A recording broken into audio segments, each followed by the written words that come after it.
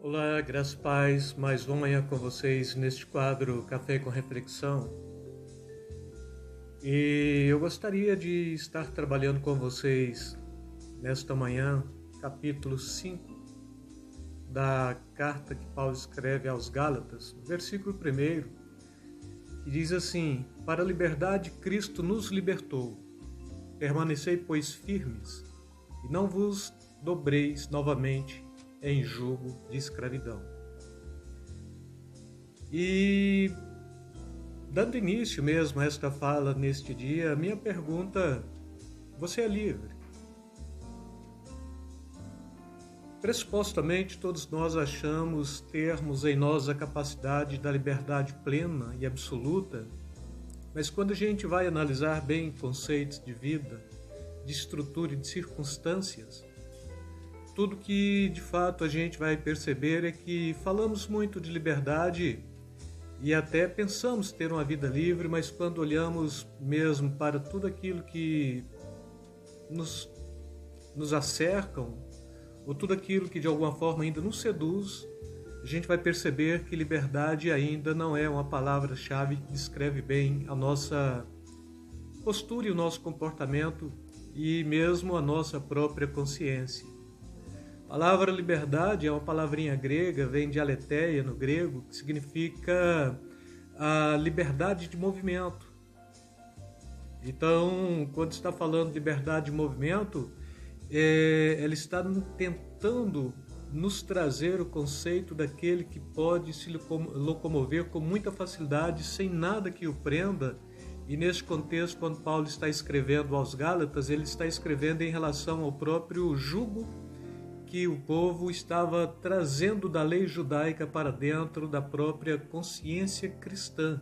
Então Paulo ele está aqui escrevendo para uma carta para uma nação, para um povo, para uma cidade que já tinha tido a mensagem da evangelização, mas que havia tentado ou que estavam abandonando os rudimentos da fé cristã e se prendendo dentro de um padrão que nós chamamos de judaizantes. Quem eram os judaizantes? Eram cristãos de origem judaica que pregavam que tinha que, sim, aceitar a Jesus como Senhor e Salvador da sua vida, mas que tinha que cumprir alguns rituais da lei. Por exemplo, guardar o sábado, circuncisão, cumprir a Páscoa, né? Essa Páscoa que eu já falei para vocês que sempre é um problema de aflição muito grande nas nossas vidas, porque quando chega a época da Páscoa, dita Páscoa cristã mesmo, a igreja se divide. A gente já sabe que a igreja católica ela celebra a Páscoa cristã, mas a igreja protestante, de fato, ela não tem que celebrar, porque a Páscoa ela teve o seu aspecto final em Cristo Jesus e começa uma nova aliança, e esta aliança aqui traz como memorial não a Páscoa, mas aquilo que nós chamamos a ceia do Senhor e que praticamos periodicamente, não é? E este povo,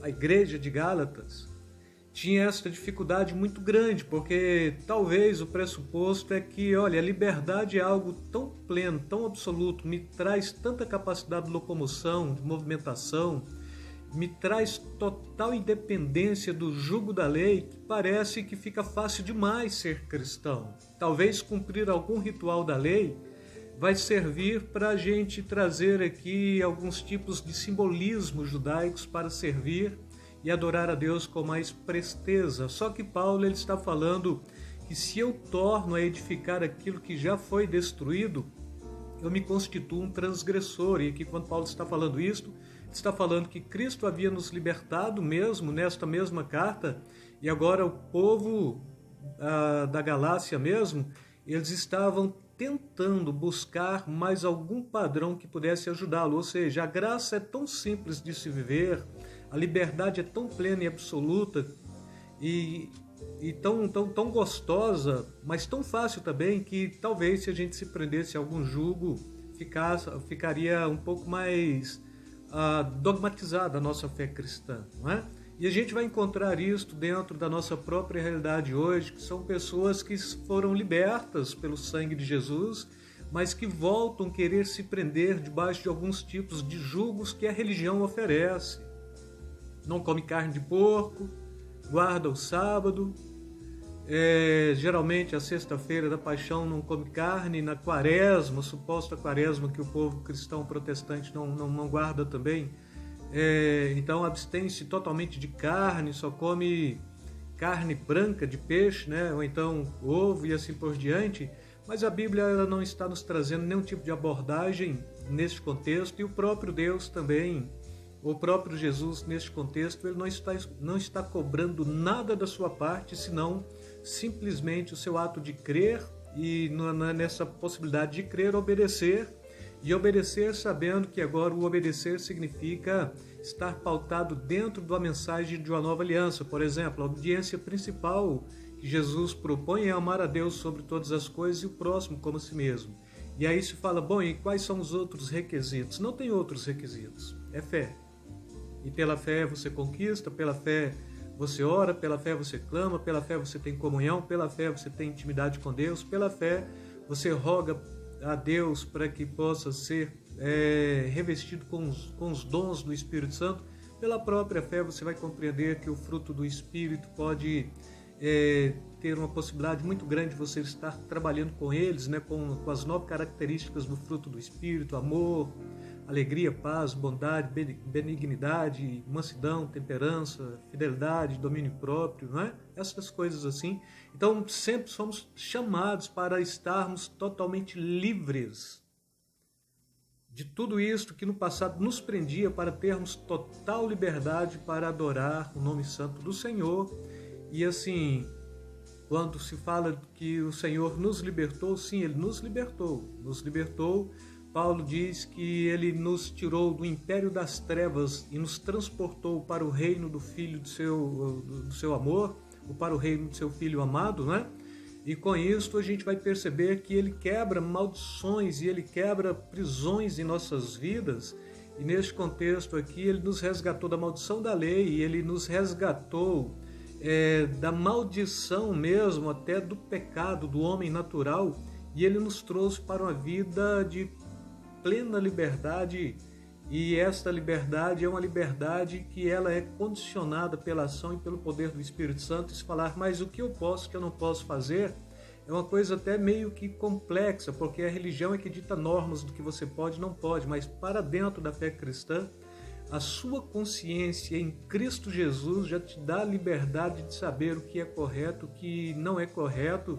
E a Bíblia está trazendo aqui uma proposta de que tudo quanto não é por fé, então isso você tem que abrir mão.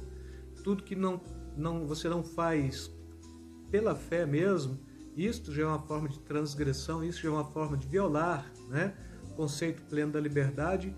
E se tem dúvida no seu coração, primeiro não pratique. Se tem pesar no seu coração, não pratique. Mesmo que haja uma suposta liberdade para fazer algo que seja ético, correto, não é? Mas, sobretudo, tenha aqui um pesar no seu coração, vale a lei da liberdade, e nesse contexto é o Espírito Santo que vai trazer esta lei da liberdade para o seu coração. Tudo que não é por fé é pecado, então você não vai fazer. E aí se falar, bom, mas você tinha liberdade para fazer. E você vai falar, né, a resposta em cima de uma proposta dessa, sim, mas eu também tenho liberdade para não fazer. A minha mente não alcançou isto. E Paulo está falando no capítulo 2 de 1 Coríntios, logo no finalzinho, mas vós tendes a mente de Cristo. Então use esta liberdade que Cristo te deu pela graça, não é? Para anular totalmente todo tipo de encarceramento, seja ele religioso, seja ele dogmatizado, seja ele do pecado, seja ele da sua própria consciência, e não volte a sujeitar àquelas práticas antigas e não volte a submeter a um padrão religioso que mais traz um estereótipo do que uma intimidade íntima e profunda com Deus. E assim eu quero te chamar para a liberdade, que este dia possa ser um dia pleno em liberdade na presença do Senhor, inclusive liberdade para ter comunhão com Ele. E logo de início, a gente ora muito pouco, a gente lê muito pouco a Bíblia, não é? Mas bem pela manhã, com esta mensagem, trazendo esta proposta de que de fato o Senhor te libertou, e esta liberdade não se negocia, porque ela foi negociada na cruz por Jesus. E a minha oração é que o Senhor possa, de fato, abrir a sua mente acerca do que é uma plena liberdade em Cristo Jesus, para você não se submeter a julgos, nem da religião, nem das trevas.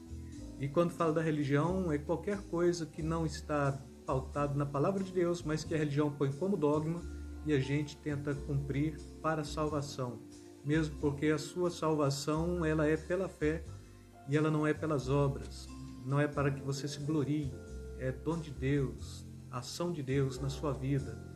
Com isto, eu quero aqui me despedir de você, deixando aí um beijo na alma, um beijo no coração, que o Senhor possa trabalhar melhor na sua mente, no seu coração, esse conceito de liberdade plena, a liberdade que é condicionada pela lei da graça ou do Espírito Santo.